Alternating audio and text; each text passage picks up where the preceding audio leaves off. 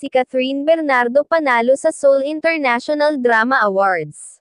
Panalo ang kapamilya actress na si Catherine Bernardo sa 2023 Seoul International Drama Awards, hinirang si Catherine bilang Outstanding Asian Star.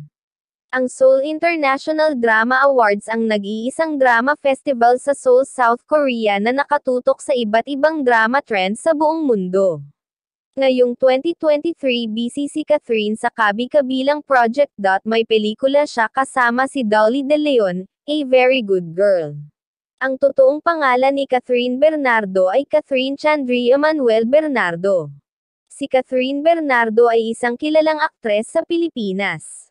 Ipinanganak siya noong March 26, 1996, at naging kilala sa mga pagganap niya sa mga teleserye at pelikula.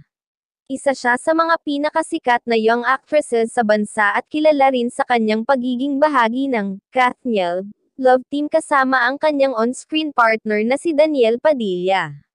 Naging bahagi rin siya ng iba't ibang proyektong pelikula at telebisyon na nagtagumpay sa takilya at nagbigay kasiyahan sa mga manunood. Si Catherine Bernardo ay kilala rin sa kanyang mga natatanging tagumpay sa kanyang career at maraming awards at recognitions ang kanyang natanggap. Ilan sa mga ito ay: 1. FAMAS Awards. Si Catherine ay nakatanggap ng FAMAS Award para sa kanyang pagganap sa pelikulang The House of Us noong 2019. 2. Box Office Queen. Ipinagmamalaki niya ang titulo bilang Box Office Queen dahil sa tagumpay ng mga pelikula niya sa takilya. 3. Endorsements. Siya ay isang in-demand na celebrity endorser at kilala sa pagiging mukha ng mga sikat na produkto at kumpanya sa Pilipinas. 4. Social media influencer. Malakas ang kanyang impluwensya sa social media, kung saan marami siyang taga-subaybay at mga tagasunod sa kanyang mga platform.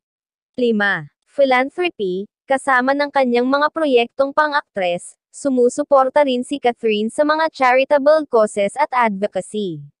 Catherine Bernardo ay hindi lamang isang magaling na aktres, kundi isa rin sa mga hinahangaang personalidad sa Pilipinas sa kanyang mga natatanging kakayahan at gawaing kabutihan.